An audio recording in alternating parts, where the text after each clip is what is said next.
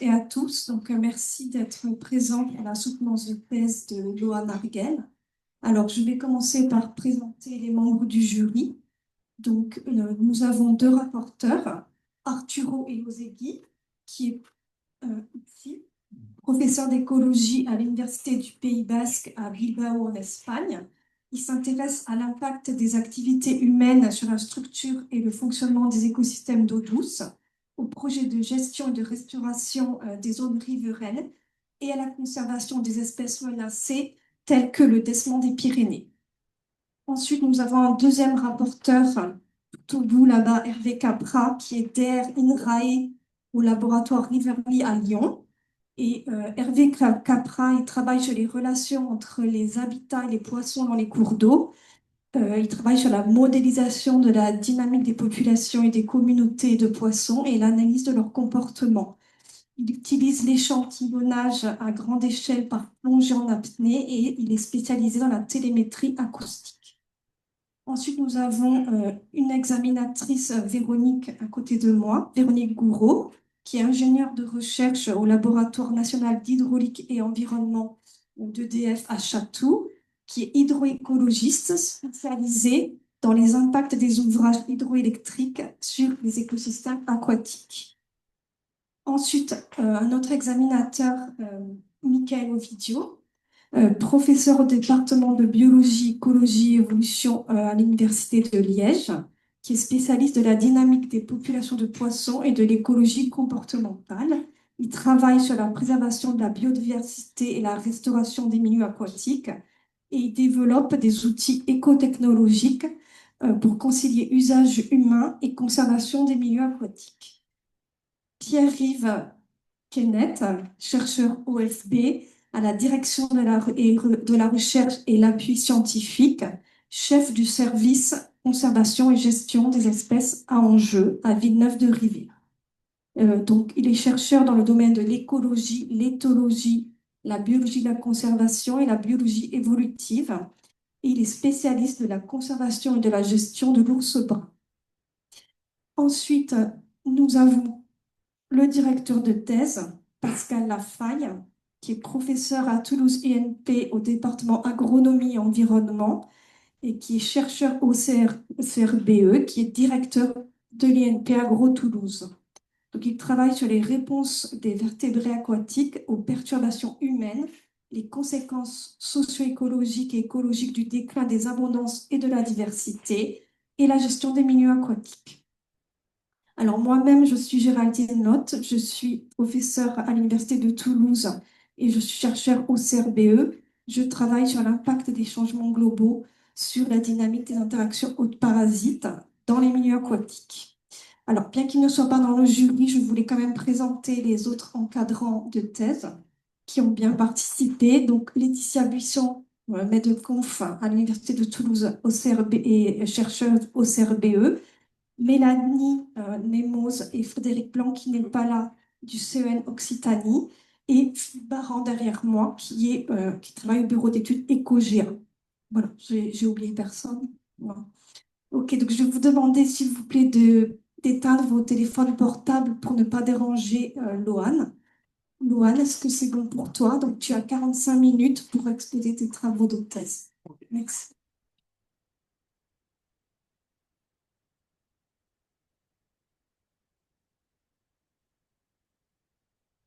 Donc, bonjour à toutes et à tous. Merci, Madame la Présidente, pour cette rapide introduction et présentation des différents membres du jury, que je tiens avant tout à remercier sincèrement d'avoir accepté d'évaluer mon travail de doctorat. Au cours de ces 3 dernières années, j'ai pu m'intéresser plus particulièrement à l'écologie d'un mammifère, le dessman des Pyrénées. Cette espèce, elle a la particularité de vivre en milieu aquatique, et plus particulièrement dans les cours d'eau pyrénéens du côté français. Avant d'aller plus loin, avez-vous déjà mis la tête sous l'eau dans un torrent de montagne pour vous rendre compte des conditions de vie qui s'y cachent? Si ce n'est pas le cas, c'est ce que je vous propose tout de suite en vidéo.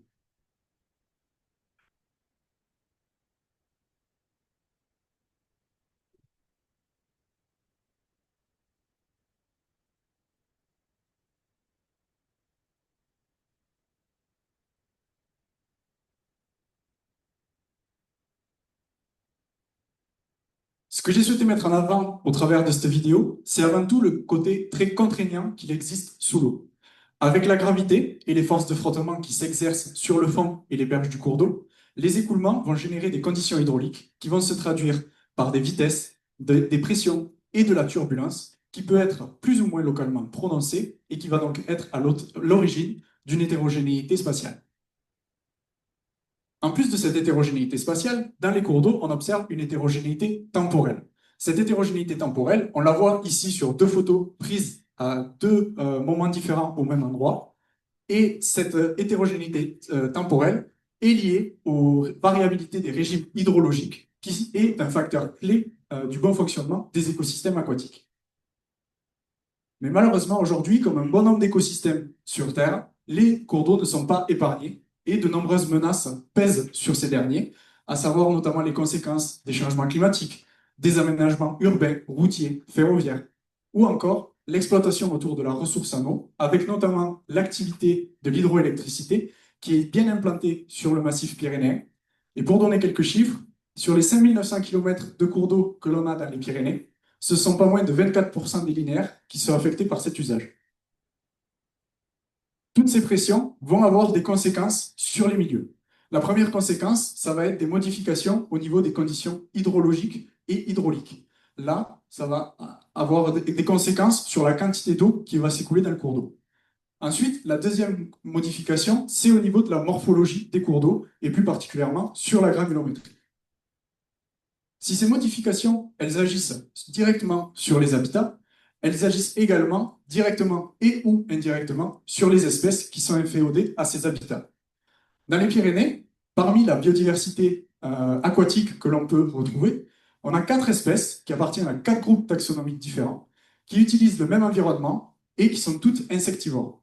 Parmi ces espèces, on va retrouver une espèce de poisson, la truite fario, une espèce d'oiseau, le cincle plongeur, une espèce d'amphibien, le calotryton des Pyrénées, ou encore une espèce de mammifère, le desmos des Pyrénées.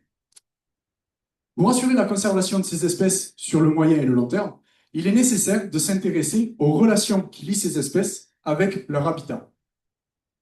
C'est une chose qui a été faite notamment chez la truite, puisqu'aujourd'hui la truite, c'est un modèle biologique qui est largement étudié dans le domaine de l'écologie aquatique. Mais avant d'aller plus loin, revenons sur la notion des relations espèce-habitat en écologie plus largement. Tout d'abord, une espèce, au cours de son cycle de vie, va avoir des besoins en matière d'habitat qui vont évoluer.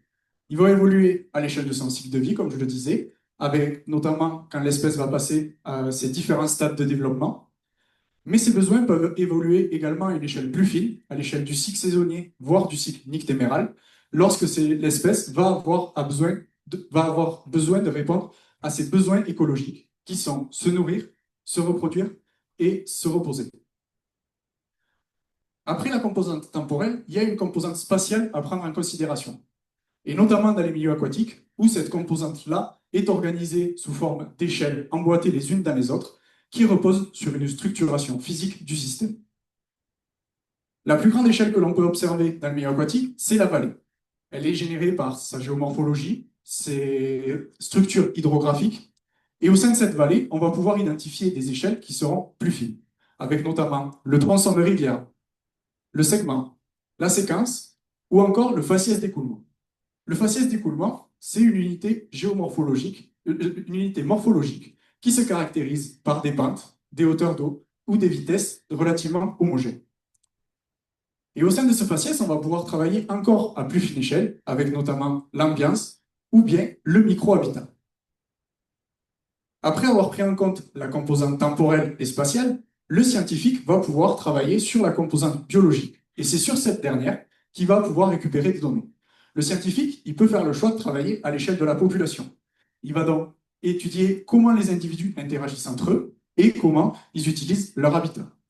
Il peut également faire le choix d'aller à une échelle plus fine en travaillant à l'échelle individuelle et voir comment un ou certains individus utilisent plus finement leur habitat. Ces relations espèce-habitat sont complexes et les différentes composantes sont en interrelation. Et au cours de ces relations-là, le scientifique il va chercher à identifier les déplacements que vont réaliser les individus pour faire des choix et ainsi satisfaire leurs besoins écologiques. Ces choix-là peuvent être influencés par différents facteurs. Il va y avoir des facteurs qui vont liés à l'habitat, qui vont influencer ces choix. Avec par exemple, est-ce que l'individu est en capacité d'aller dans ce type d'habitat-là? Et en retour, est-ce que cet habitat-là va fournir les caractéristiques nécessaires pour l'individu afin qu'il réponde à ses besoins écologiques? Il y a également des facteurs liés aux interactions biotiques qui vont guider les choix. Si, notamment avec des individus de la même espèce, donc par exemple, ce sera tous les phénomènes de compétition intraspécifiques, mais il va également y avoir les interactions avec les autres espèces, comme notamment des phénomènes de prédation ou de compétition interspécifique. Et enfin, la ressource trophique va également guider les choix de l'individu, et notamment tout ce qui va être autour de la disponibilité et de l'accessibilité de cette dernière.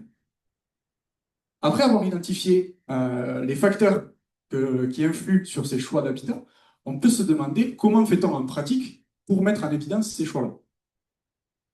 Le scientifique, pour identifier les choix de l'espèce, il va chercher à dégager des tendances, des préférences en matière d'habitat. Et dans le milieu aquatique, aujourd'hui, il y a deux possibilités.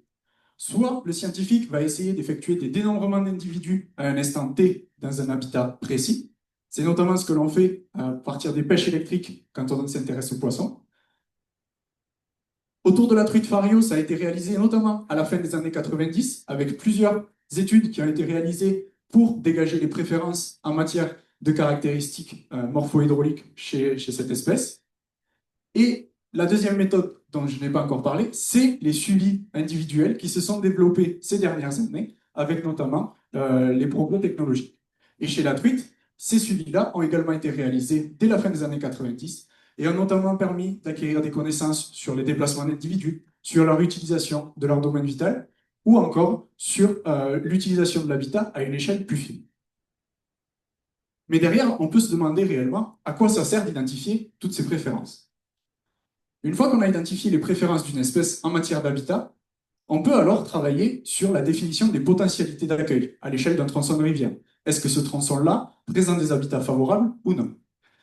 Et notamment, dans le cas des milieux aquatiques, on va pouvoir passer d'une surface mouillée à une surface d'habitat favorable.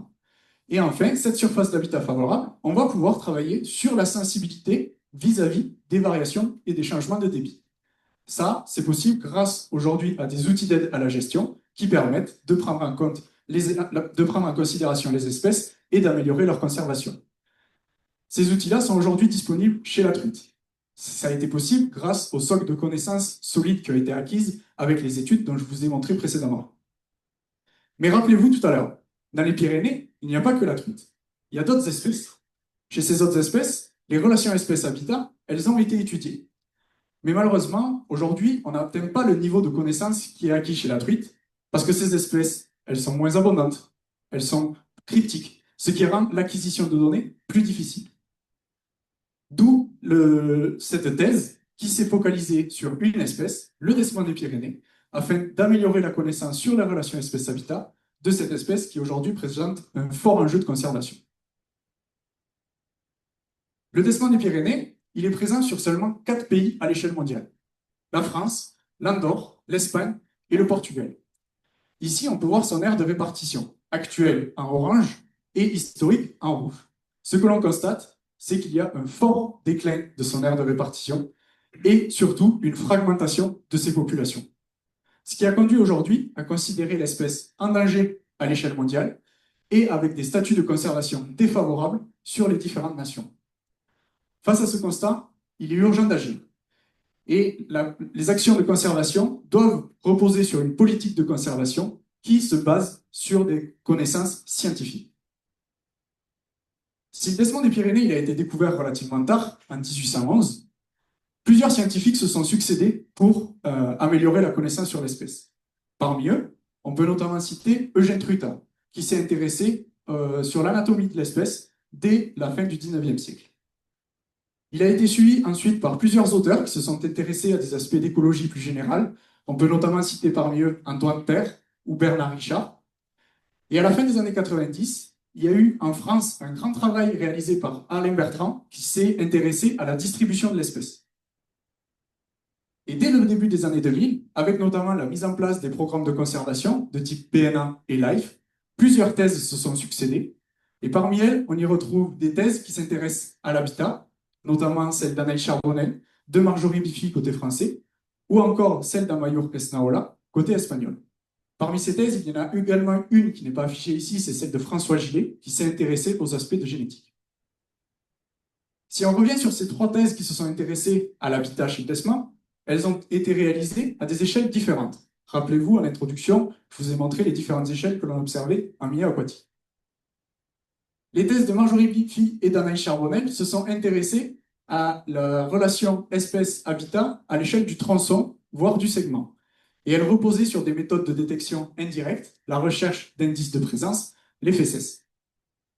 La thèse d'Amayo Resnaola, elle, a été réalisée à une échelle plus fine, l'échelle du faciès d'écoulement, et reposait sur des suivis individuels, des suivis par télémétrie. Mais aujourd'hui encore, un grand nombre de questions subsistent à ces échelles-là, à ces échelles relativement fines de l'habitat, et il est nécessaire de les résoudre si on veut mettre en place des actions de conservation efficaces et adaptées pour l'espèce. Ce que l'on sait aujourd'hui de l'habitat local du Tesman, c'est qu'il est capable d'évoluer sur des linéaires de rivières restreints, environ 250-650 mètres de linéaire, et qu'au sein de ces habitats, il va trouver des habitats différents. Des habitats qui vont être situés au niveau des berges, ce seront des habitats dits de gîtes. Donc, ces habitats-là vont être utilisés pour l'espèce pour se reposer ou pour élever sa progéniture. Et il va également utiliser des habitats en milieu aquatique pour rechercher sa ressource trophique, car on le sait aujourd'hui, le Tesman des Pyrénées, il se nourrit quasi exclusivement de macro-invertébrés aquatiques. Mais aujourd'hui, on se pose un grand nombre de questions sur le choix de ces habitats et notamment la caractérisation. Et c'est d'où l'intérêt de ce travail de thèse qui s'est focalisé sur les cours d'eau, sur le milieu aquatique, pardon, et qui a permis d'en apprendre un peu plus sur les choix d'habitat réalisés par le Tesman des Pyrénées en milieu aquatique. Pour cela, nous avons posé trois questions. La première, ça a été de savoir quand est-ce que le Tesman des Pyrénées utilise le milieu aquatique. Après avoir répondu au quand, nous avons essayé de répondre au où. Où est-ce que va le Tesman des Pyrénées lorsqu'il décide d'utiliser le milieu aquatique? Et la troisième question, qui découle de la deuxième, c'est quels sont les habitats qui sont utilisés par le Tesman des Pyrénées et quelles en sont leurs caractéristiques morpho-hydrauliques.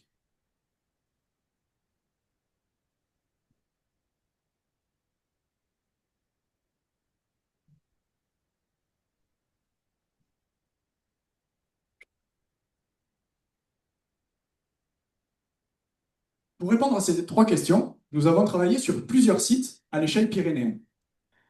Les deux premiers sites, le Vic de Sceaux et l'Aston, ont été étudiés bien en amont du lancement de la thèse, notamment dans le cadre du Life Plus Tesman qui a eu lieu en 2014-2020 en France, où des données ont été collectées par les salariés du Seine-Occitanie et leurs partenaires techniques.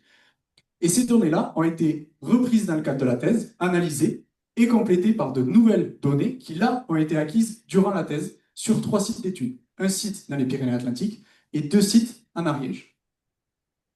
Sur ces différents sites d'études, ce sont au total 14 Tesman des Pyrénées qui ont été capturés.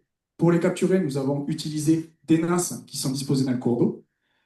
Et une fois capturés, nous avons réalisé une série de manipulations sur les individus et on leur a également posé un émetteur sur le bas du dos pour pouvoir les suivre par télémétrie. Mais comment ça fonctionne un suivi télémétrique de Tesman?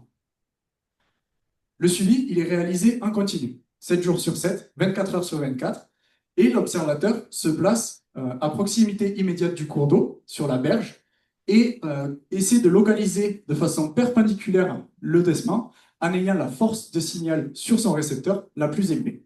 Donc pour cela, il va se déplacer le long de la berge et balayer le cours d'eau et suivre en continu l'espèce. Les suivis sont en moyenne réalisés 7 jours, ce qui correspond à peu près à la perte de l'émetteur. Les localisations du Tesman ne sont pas effectuées en continu. On effectue une prise de localisation toutes les 10 ou 20 minutes selon les sites d'études. Et la localisation est traduite directement sur le terrain par la pose d'une balise annotée d'un code qui seront ensuite toutes géoréférencées à la fin du suivi. Derrière toutes les balises qui sont posées, on a essayé d'en définir leur signification biologique.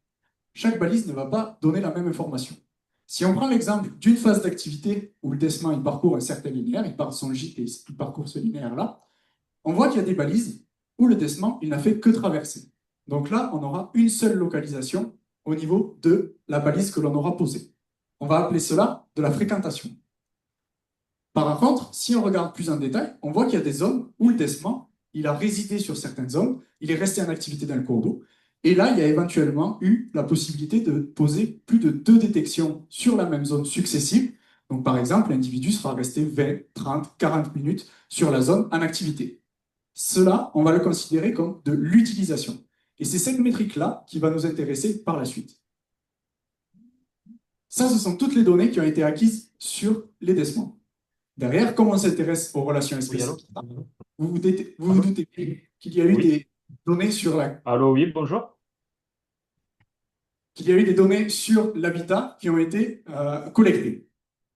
La première étape, ça a été de définir à quelle échelle spatiale on devait travailler, puisque vous vous souvenez qu'il y a des échelles emboîtées l'une dans l'autre, donc il fallait savoir à quelle échelle on pouvait travailler à partir des données acquises par suivi par télémétrie.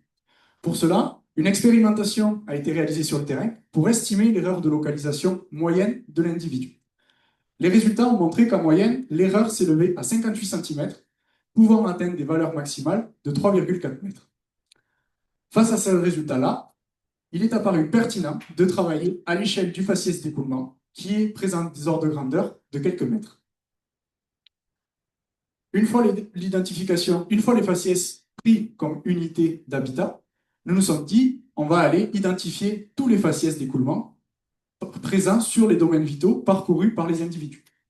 Pour faire cette identification des faciès, nous avons travaillé à partir d'une clé de détermination standardisée qui est adaptée au cours d'eau pyrénéen et dont les typologies de faciès découlent de publications internationales.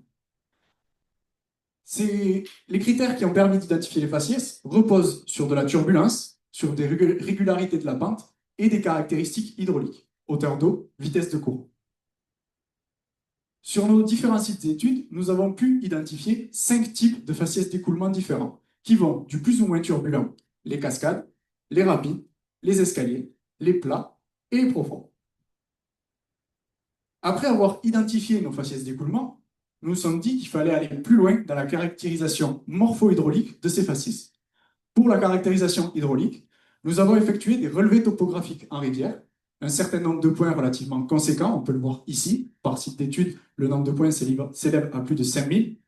Et grâce à tous ces points topographiques, nous avons pu obtenir des maillages du fond et des berges du cours d'eau relativement fins.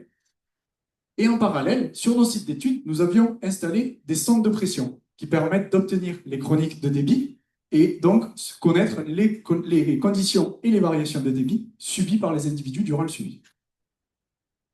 Derrière, à partir d'un croisement du maillage obtenu à partir des relevés topographiques et des chroniques de débit enregistrées, des modélisations hydrauliques à 2 dimensions ont pu être réalisées dans les différents tronçons d'études. Ici, par exemple, pour un débit donné, vous avez la modélisation hydraulique 2D pour le paramètre hauteur d'eau. Après avoir caractérisé hydrauliquement nos différents faciès, nous avons essayé de les caractériser morphologiquement. La première étape, ça a été de réaliser des images aériennes qui ont permis d'estimer le pourcentage de surface de blocs émergents présents sur nos différents types de faciès d'écoulement.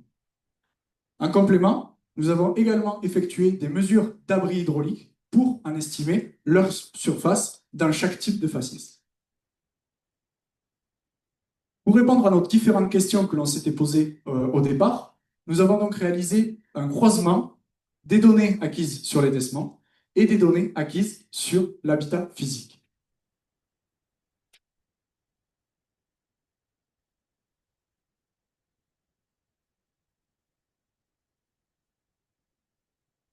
Maintenant, regardons les résultats obtenus pour la première question, à savoir quand est-ce que le décement des Pyrénées utilise le milieu aquatique.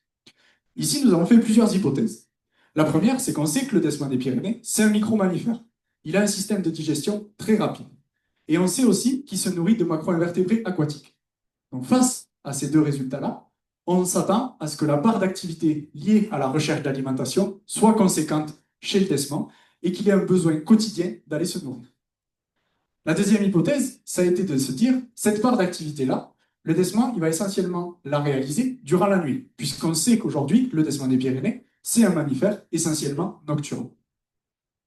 Et la troisième hypothèse, c'est que face à la variabilité hydrologique qui existe dans les cours d'eau, on fait l'hypothèse que le desman va être capable de moduler cette part d'activité ou ses rythmes d'activité pour choisir les moments les plus propices en termes de compromis énergétique qui vont lui faire augmenter ses gains énergétiques et limiter au maximum ses pertes. Pour répondre à cette question-là, nous avons travaillé sur nos 6 rivières, sur les 14 desmans capturés, les données acquises par télémétrie et les données acquises sur les conditions hydrologiques. Tous les résultats qui vont découler dans cette partie sont aujourd'hui publiés dans une revue internationale, le journal Mammalia. Regardons tout d'abord ce que l'on a obtenu en termes de résultats concernant la part d'activité journalière chez le desman des Pyrénées. Ce que l'on observe, c'est que pour nos 14 individus capturés et suivis par télémétrie, cette part d'activité journalière, il y avait très peu de variabilité inter-individuelle entre les individus. En moyenne, le desman a tendance à passer 44% de son temps au cours d'une journée dans le cours d'eau, contre 56% de son temps dans son gîte.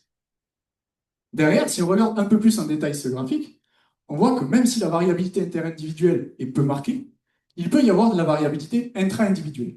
Ici, les individus en bleu présentent une part d'activité journalière qui est relativement similaire d'un jour à l'autre. Ce sont des individus qui sont relativement routiniers. À l'inverse, on a des individus ici qui ont tendance à présenter une part d'activité journalière qui est relativement hétérogène d'un jour à l'autre. Face à cette variabilité intra-individuelle observée, nous avons essayé de mettre cela en relation avec des variables abiotiques, et notamment la variabilité du débit, qui est ici représentée sur l'axe des abscisses. En axe désordonné, vous avez ici la variabilité dans la part d'activité journalière des individus. Ce que l'on observe sur ce graphique, on voit que les individus qui sont suivis dans des conditions de débit relativement changeantes ont eu tendance à présenter une part d'activité journalière relativement hétérogène au fil des jours. Ce sont les individus qui étaient encadrés en vert précédemment. Par contre, parmi les individus qui sont suivis à des débits relativement stables dans le temps, on a ceux qui présentent une part d'activité journalière relativement stable dans le temps. Derrière, après s'être intéressé à ces rythmes, à cette part d'activité, nous nous sommes intéressés au rythme d'activité. Comment le desman il organise sa phase d'activité? Est-ce qu'il le fait plutôt la nuit ou est-ce qu'il va la réaliser plutôt le jour? Parmi les 14 individus, nous avons obtenu certains individus qui présentaient un patron essentiellement nocturne, avec une phase très longue la nuit et potentiellement au cours du suivi, des phases plutôt diurnes qui cette fois-ci étaient plus courtes. À l'inverse, nous avons également obtenu des individus, et ça c'est quelque chose de nouveau dans la littérature sur le desman, qui étaient plutôt diurnes, avec une principale phase d'activité en journée, entre 10h et 14h, et par contre, les activités nocturnes, leur probabilité était réduite au fil des jours.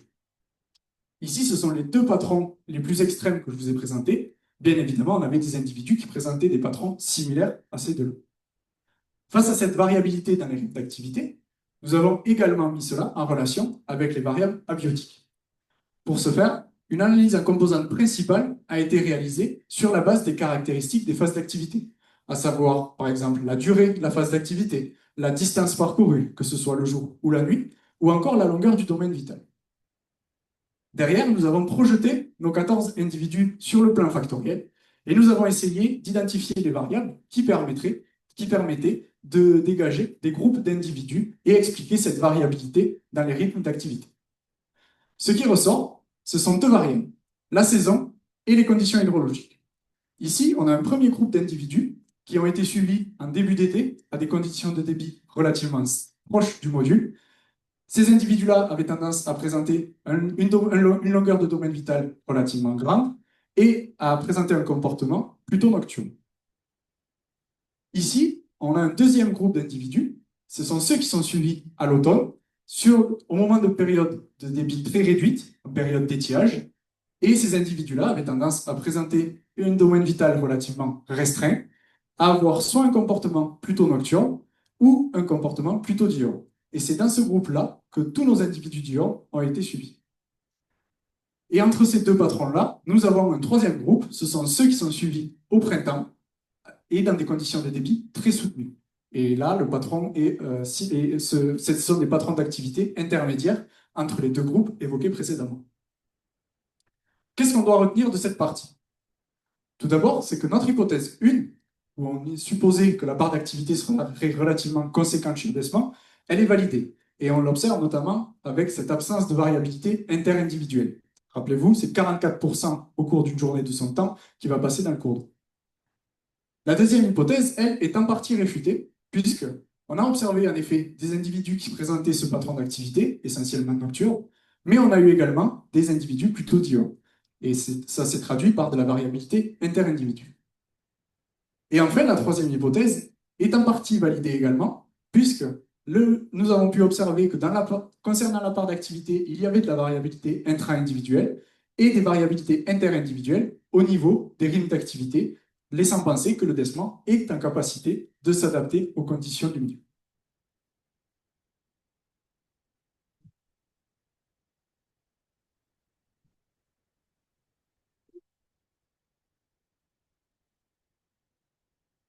Après avoir répondu au cas, regardons ce qu'il en est pour la question du où. Où est-ce que le décement des Pyrénées utilise le milieu aquatique?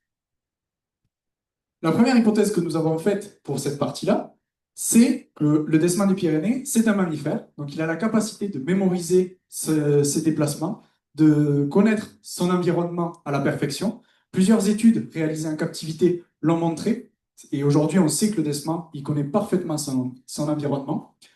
Et partant de ce postulat-là, on peut supposer que le décement, il va faire les choix les plus optimums pour lui en termes de perte et de gain énergétique. Donc pour cela, l'hypothèse que nous avons ici posée, c'est qu'il va utiliser des zones qui sont bien précises à l'intérieur de son domaine vital. Il ne va pas utiliser son environnement de façon aléatoire, mais au contraire, il va revenir sur ces zones qu'il connaît à la perfection. Et ces zones-là, on fait l'hypothèse qu'elles représentent une part relativement faible au sein de son domaine vital. La deuxième hypothèse, c'est que cette part de la surface qui va être utilisée, le décement ne va pas l'utiliser de la même façon. Il y a des zones où il va essayer d'y revenir tous les jours et il va y passer un certain temps.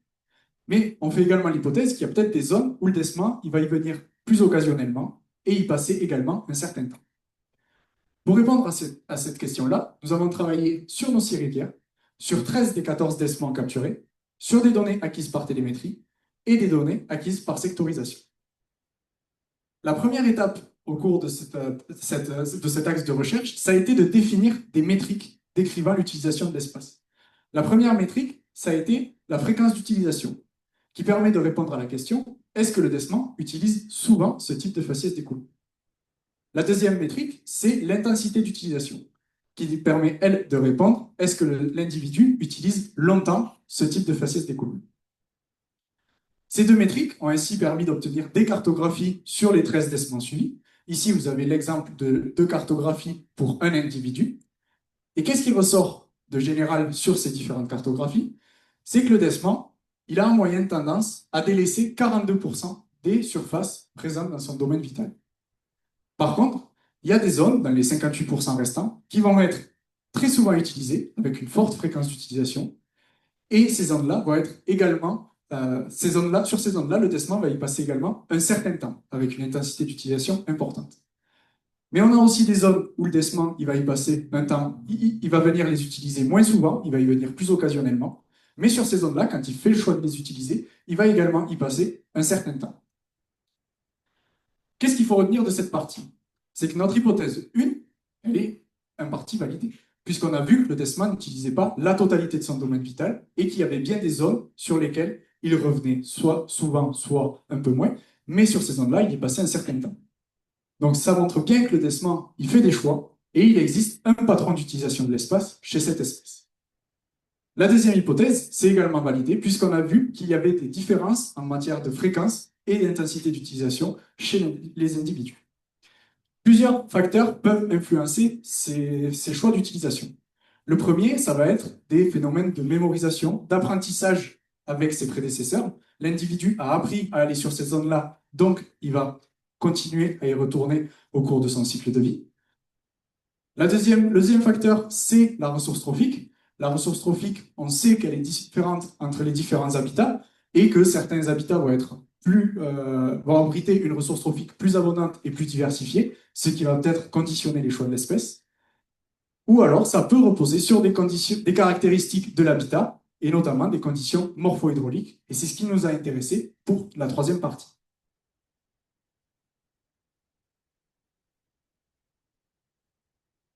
Concernant la partie 3, la question c'est quels sont les habitats qui sont utilisés par le déversement des Pyrénées et quelles en sont leurs caractéristiques morpho-hydrauliques.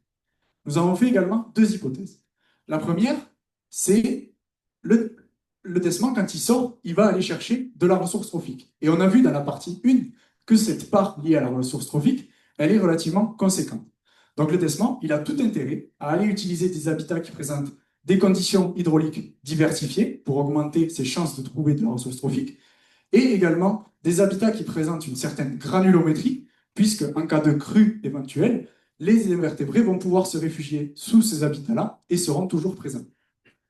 La deuxième hypothèse, c'est que le déversement, quand il sort dans le cours d'eau, il doit faire face à des prédateurs, notamment la loutre ou le vison d'Amérique.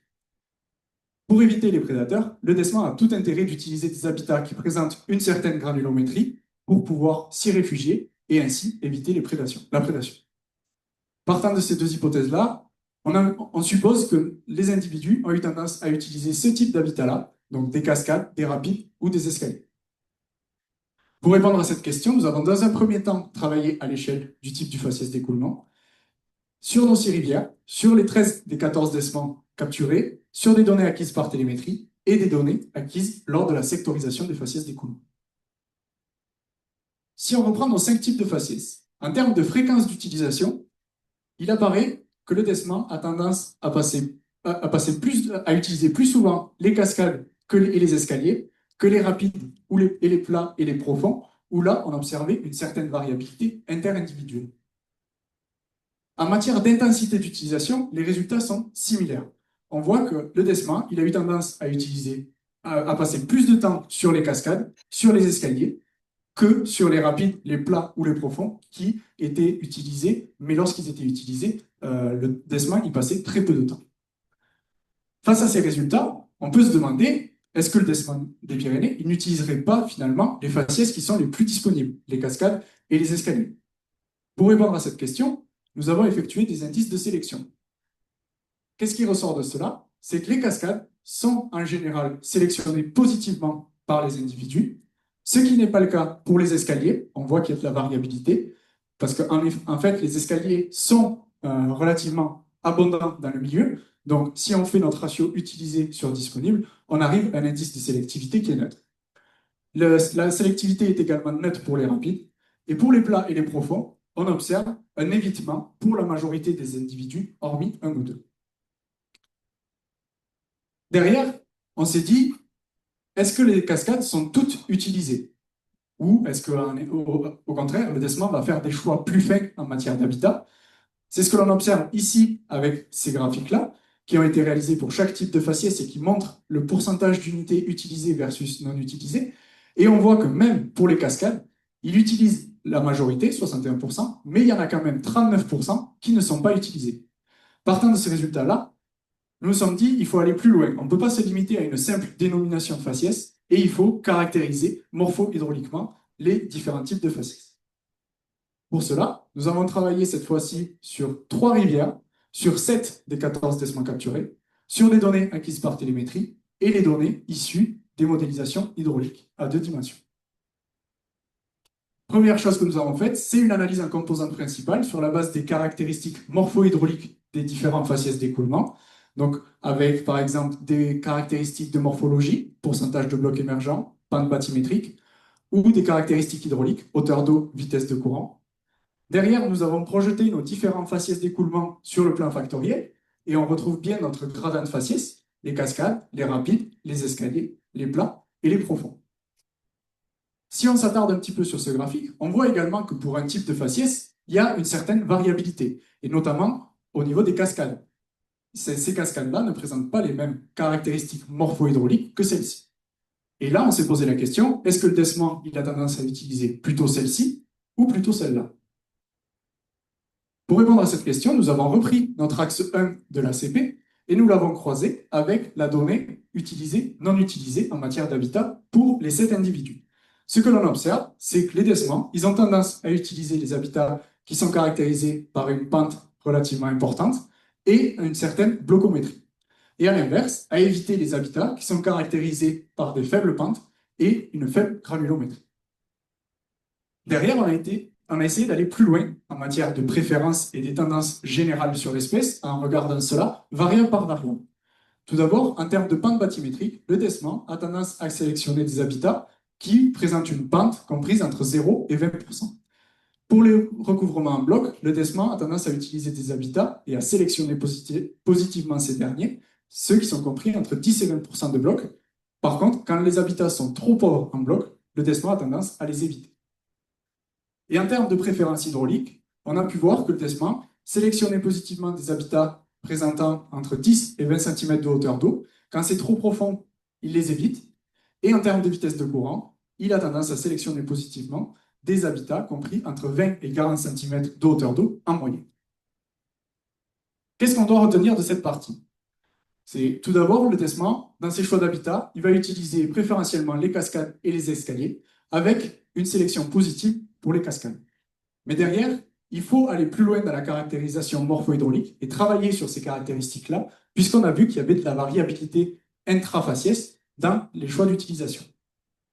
Pourquoi le DESMAN il va plus sur ces habitats-là que sur des plats ou des profonds? Si on prend ici l'exemple d'une cascade ou d'un escalier, également appelé step pool en anglais, on voit que ces habitats-là sont relativement stables grâce à une blocométrie relativement importante. Et en cas de crue, ce sont des habitats qui vont résister plus que des plats ou des profonds, où là, toute la morphologie va être balayée. Derrière, sur ces habitats, si vous vous souvenez de la vidéo que je vous ai présentée à l'introduction, il y a de la turbulence. Mais la turbulence, elle va avoir lieu essentiellement au niveau de la surface, dans la zone de dissipation, mais il va y avoir sous les blocs, au niveau des pieds de rupture de pente, des abris. Et ces abris-là, ils vont être intéressants pour les proies, qui vont permettre ainsi de se réfugier. Ils vont permettre à ces proies de s'y réfugier, et le DESMAN va pouvoir alors trouver de la ressource en continu, même en cas de crue, par exemple. Et ces abris-là vont également servir directement au DESMAN des Pyrénées, puisqu'il va pouvoir aller s'y réfugier et éviter la prédation. Imaginez une loutre qui vient chasser dans un environnement qui est turbulent, c'est beaucoup plus difficile que de chasser dans un profond ou un plat pour un chasseur qui chasse à vue, et avec cette turbulence, ça va le contraindre. Pour conclure sur tout ce travail qui a été réalisé et qui se base sur un gros travail de terrain, c'est pas moins de 92 jours, ce qui représente presque 5 mois au cours des 3 années, et qui a mobilisé un grand nombre de personnes, c'est pas moins de 75 personnes différentes qui ont été sollicitées pour collecter toutes ces données. Ce travail-là, il a permis de mettre en évidence que le DESMAN des Pyrénées, il effectuait des choix, aussi bien des choix sur quand utiliser le milieu aquatique. Si on a vu qu'il y avait des facteurs intrinsèques à l'espèce qui obligeaient l'individu à sortir quotidiennement et avoir une part d'activité relativement importante, il y a quand même une hétérogénéité entre les individus qui a pu être observée. Et cette hétérogénéité-là, elle peut reposer sur des facteurs de saison ou hydrologiques. On a également mis en évidence que l'individu il effectuait des choix sur son utilisation de l'espace, grâce notamment aux cartographies, et on a pu voir que ces choix-là reposaient sur des caractéristiques morpho-hydrauliques des habitats. Peut-être qu'il y a d'autres interactions, d'autres facteurs qui entrent en jeu, et notamment les interactions biotiques avec les proies ou les prédateurs qui vont guider les choix d'habitat. Et qu'aujourd'hui, face aux perturbations du milieu qui sont de plus en plus fortes, on l'a vu en introduction, qui peuvent affecter la composante hydrologique ou les caractéristiques morpho-hydrauliques, il est nécessaire de mettre en place des actions de conservation et des outils adaptés à la conservation de l'espèce. Ça peut notamment passer au travers des programmes de conservation de type PNA ou LIFE. Et des travaux de recherche doivent aujourd'hui être doivent être réalisés pour continuer à approfondir les connaissances sur ce mammifère. Qu'est-ce que l'on envisage en matière de perspective suite à tout ce travail? Tout d'abord, à partir des données acquises durant la thèse, on peut continuer les analyses et aller un peu plus loin, notamment en affinant les connaissances et les préférences de l'espèce en matière d'habitat aquatique, par exemple en essayant d'aller travailler à une échelle plus fine, l'échelle de l'ambiance, sur certains types d'habitats. On envisage également d'effectuer des opérations de terrain complémentaires pour notamment essayer d'évaluer la part que peut jouer la morphologie ou l'hydraulique dans les choix d'habitat du Desman des Pyrénées, même si ces deux composantes sont très liées entre elles. Malgré tout, pour étudier l'influence de la morphologie, on pourrait aller dans des tronçons de rivières très contrastés, par exemple des plateaux, où là, la blocométrie, elle serait complètement différente de nos sites étudiés, et on verrait alors comment le Desman il utilise son habitat. Pour mesurer l'impact de l'hydraulique, on pourrait travailler sur un ou quelques sites en particulier, à des saisons différentes, donc dans des conditions hydrologiques différentes, et voir comment les individus utiliseraient leur habitat à ces différentes saisons. Est-ce qu'ils reviendraient sur les mêmes habitats ou est-ce qu'au contraire, ils utiliseraient de nouveaux habitats? Derrière, il y a un facteur, la ressource trophique, que nous aurions aimé traiter dans le cadre de cette thèse, mais par manque de temps, les données n'ont pas pu être traitées et valorisées au travers du manuscrit ou ici lors de cette présentation. Parce qu'aujourd'hui, pourquoi s'intéresser à la ressource trophique? On sait que la composition faunistique en termes de macro-invertébrés est différente entre les types de faciès dans les cours d'eau, et notamment en ce qui concerne les proies consommées par le Desman des Pyrénées. Donc, partant de ce postulat-là, nous avons effectué des prélèvements en rivière, donc des prélèvements d'invertébrés dans des habitats qui étaient utilisés par le Desman, et d'autres sur des habitats qui n'étaient pas utilisés par l'espèce. Et en complément, nous avons également effectué des prélèvements de fesses pour analyser leur contenu alimentaire, le régime alimentaire des individus, grâce à des analyses génétiques. Aujourd'hui, quelques résultats préliminaires peuvent être obtenus sur cette partie-là, et notamment pour ce qui est du disponible. On peut voir que les habitats qui sont utilisés et ceux qui ne sont pas utilisés par le Desman présentent une composition et des abondances faunistiques légèrement contrastées, et que les proies qui étaient consommées par les individus ont tendance à plus être localisées dans les habitats qui sont utilisés. Donc là, ça laisse des perspectives et ça mérite d'être creusé dans les mois à venir. Sur ces parties ressources trophiques, on a également souhaité s'intéresser à des traits bioécologiques, comme par exemple le substrat, qui pourrait permettre ainsi d'approfondir les connaissances sur l'utilisation des habitats du Desman à une échelle plus fine, par exemple à l'échelle du micro-habitat, en nous renseignant sur les préférences de ces points. Derrière, avec les futures opérations de terrain, on pourrait également s'intéresser à l'influence de l'hydraulique que cela peut avoir sur la ressource trophique et voir si, du coup, indirectement, ça n'a pas des conséquences sur le Desman. Et enfin, il y a une composante qui n'a pas du tout été traitée dans le cadre de cette thèse, ce sont les habitats terrestres, les gîtes. Tout un travail autour de la caractérisation des préférences des gîtes, comme ce qui a été fait chez les habitats aquatiques, mérite d'être réalisé. Et on pourrait notamment travailler sur des hauteurs de berge minimales, sur la connectivité avec le cours d'eau. Ce sont des pistes intéressantes à creuser. Si derrière, on arrive à identifier des préférences pour le Desman des Pyrénées sur ces trois composantes-là, alors on pourra ensuite travailler sur l'estimation de potentialité d'accueil d'habitat à l'échelle des Pyrénées ou plus largement à l'échelle de son aire de répartition. Et dans un troisième temps, ainsi travailler sur la sensibilité de ces habitats ou de la ressource trophique vis-à-vis des altérations hydromorphologiques. Et ça passerait notamment au travers de la mise en application d'outils d'aide à la gestion, comme par exemple des courbes de type DMB.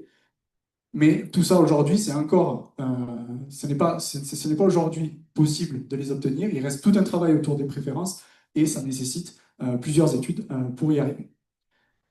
Pour terminer, je voudrais remercier toutes les personnes qui ont participé de près ou de loin à la réalisation et à l'aboutissement de ce travail, avec notamment mes trois structures encadrantes, le CEN Occitanie, le laboratoire CRBE, le bureau d'études EcoGEA.